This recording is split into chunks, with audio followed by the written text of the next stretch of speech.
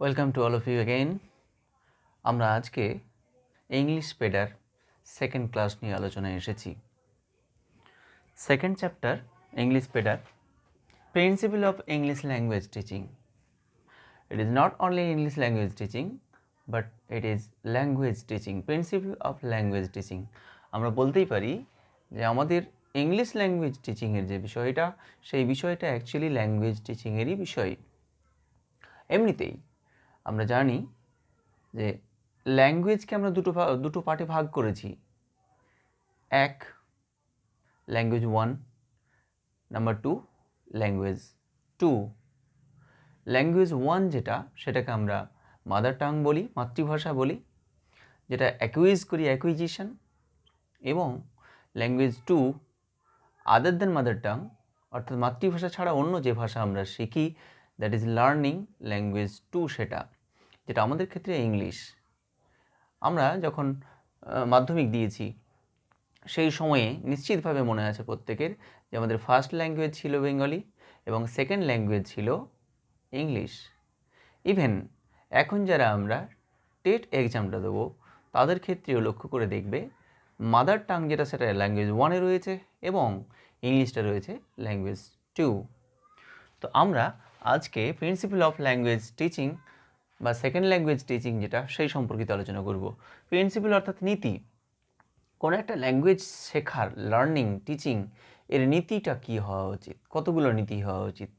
বোর্ডে অলরেডি সেগুলো লেখা রয়েছে 1 2 3 4 5 6 7 8, 8টা পয়েন্ট এখানে লেখা রয়েছে। এই 8টা পয়েন্টকে আমরা একে একে ডিসকাস করব। Let's start.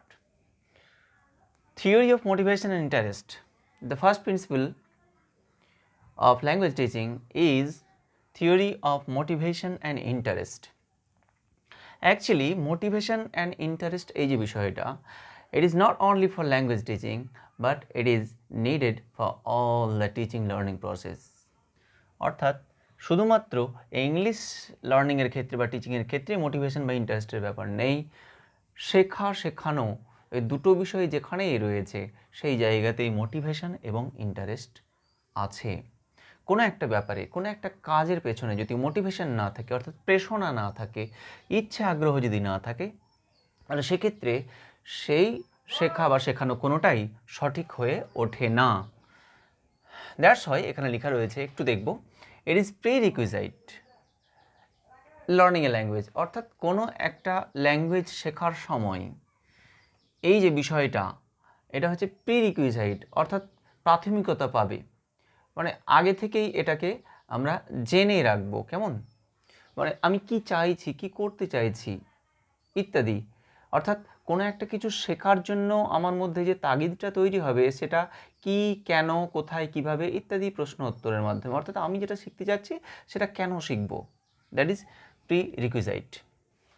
Number 2, principle of habit formation. Habit বা অভ্যাস, আমরা জানি যে মানুষ অভ্যাসের দাস বলা হয়ে থাকে। একটা বিষয়কে যদি বারবার রিপিট করে থাকি, অভ্যাস হয়ে থাকে আমার, তাহলে সেই কাজটা করতে খুব সহজ হয়ে যায়।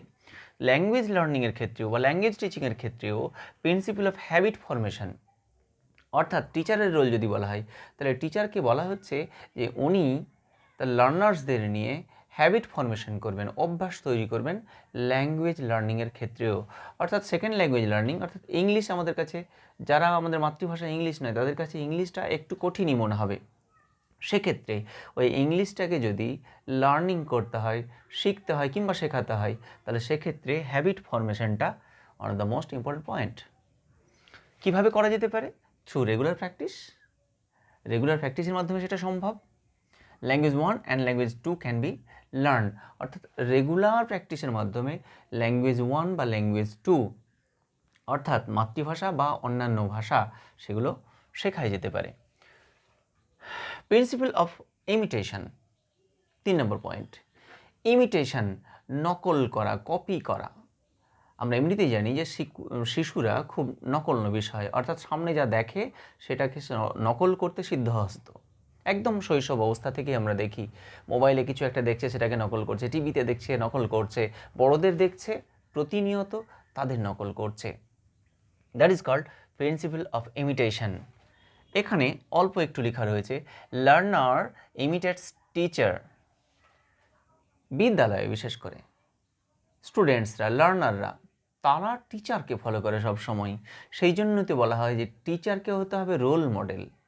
উনি তার চলা বলা ইত্যাদি সমস্ত বিষয়ে এমন ভাব প্রকাশ করবেন যেন লার্নার্স তাকে দেখে অনুকরণ সব সময় করতে পারে এবং সঠিক বিষয়টা আয়ত্ত করতে পারে। সেই জন্য বলা হয়েছে teacher should be a role model. আর কিছু যন্ত্রের মাধ্যমে আমরা এই প্রিন্সিপাল অফ ইমিটেশন, অর্থাৎ কিছু শুনে দেখে এটাও নকল করা বলা হচ্ছে, সেটা শিখে ল্যাঙ্গুয়েজ অ্যাডপ্ট করা যেতে পারে, second language. Tape recorder, radio, gramophone ইত্যাদি ব্যবহার করা যেতে পারে। Number 4, principle of practice and drill.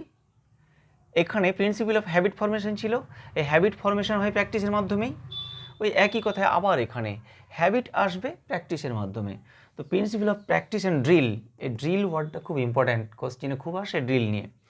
Drill মানে একই জিনিস বারবার প্র্যাকটিস করা বা রিপিট করাটাই হচ্ছে ড্রিল। যেমন আমি হয়তো দেখা যাচ্ছে যে এক্সারসাইজ করছি, তো কোনো একটা এক্সারসাইজকে বারবার রিপিট করছি, সেটাই হচ্ছে আমার drill. Habit comes from practice, রিপিটেশনের মাধ্যমে হ্যাবিট ফরমেশন হয়। অর্থাৎ এখানে নাম্বার 4 যে আমাদের principal of practice and drill. Number 5, principal of oral approach. যখন ল্যাঙ্গুয়েজ লার্নিংয়ের কথা হচ্ছে, ইট ইজ কল্ড ফোনেটিক, অর্থাৎ কিছু বলবে কেউ এবং কেউ শুনবে, শোনা বলার ব্যাপারটা চলেই আসছে।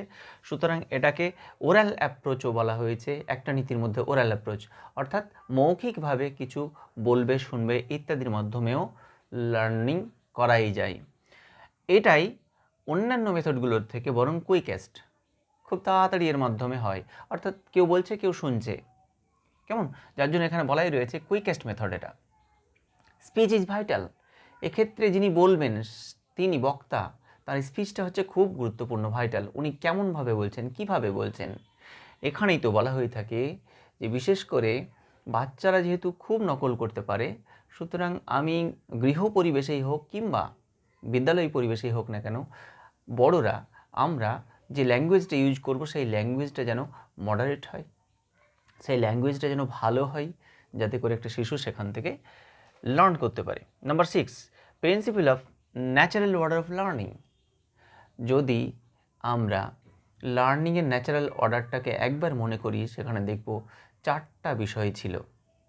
ভাষা দক্ষতা 4টা ছিল, সু ব প লি 4টা ছিল, বাংলায় সেটাকে আমরা বলি সু ব প লি, শোনা, বলা, পড়া এবং লেখা। এটাকে যদি আমরা ইংলিশ টার্মে নিয়ে যাই, তাহলে লিসনিং, বলা স্পিকিং, পড়া রিডিং এবং লেখা হচ্ছে রাইটিং। LSRW, এই যে 4টা প্রাথমিক বিষয় ল্যাঙ্গুয়েজ লার্নিংয়ের ক্ষেত্রেও অত্যন্ত উপযোগী। সেই জন্য বলা আছে এটা ন্যাচারাল অর্ডার অফ লার্নিং হতে হবে। প্রথমে লিসনিং হতে হবে, তারপরে স্পিকিং, তারপর রিডিং, তারপর হচ্ছে রাইটিং হতে হবে।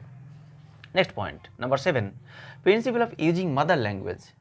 আমি যখন অন্য কোনো ল্যাঙ্গুয়েজ শিখতে যাচ্ছি আদার দেন মাদার টাং, তাহলে সেখানে যেহেতু আমি বেশি সড়গড় মাতৃভাষায়, সুতরাং মাতৃভাষারও ইউজ ওখানে হতে দিতে হবে। তাহলে ওটা মাতৃভাষার মাধ্যমে ইনপুট করবে শিশুর মধ্যে। বলা হয়েছে ইনপুটস ফ্রম ল্যাঙ্গুয়েজ 2, অর্থাৎ ইংলিশটা ইনপুট হবে থ্রু ল্যাঙ্গুয়েজ 1, কেমন, অর্থাৎ মাতৃভাষার মাধ্যমে সে ওটাকে গ্রহণ করতে সক্ষম হবে, সুবিধা হবে তার ক্ষেত্রে। সেই জন্য বলা হয়েছে ইন এ সিম্পল ওয়ে, খুব সহজভাবে, মাদার টাং ফ্যাসিলিটেটস ল্যাঙ্গুয়েজ 2, অর্থাৎ এই ল্যাঙ্গুয়েজ 1 যেটা মাদার টাং মাতৃভাষাটা, ইংলিশটাকে, ল্যাঙ্গুয়েজ 2টাকে আমরা ধরে নিচ্ছি, এক্ষেত্রে ইংলিশটাকে শিখতে সাহায্য করবে। The last point is principal of communicative language teaching, যেটাকে CLT মেথড বলা হয়ে থাকে। কেমন, আমরা মেথোডোলজিতেও যখন যাব তখনও এই বিষয়টা উঠে আসবে। CLT, what is CLT? Communicative language teaching. Communicative language teaching, এখানে পরিষ্কারভাবে বোঝাই যাচ্ছে কমিউনিকেটিভ, অর্থাৎ টিচিংয়ের প্রসেসটা এমন হবে যেন কমিউনিকেটিভ হয়। তাহলে ল্যাঙ্গুয়েজ টিচিংয়ের ক্ষেত্রে কমিউনিকেশনটা খুবই গুরুত্বপূর্ণ বিষয়।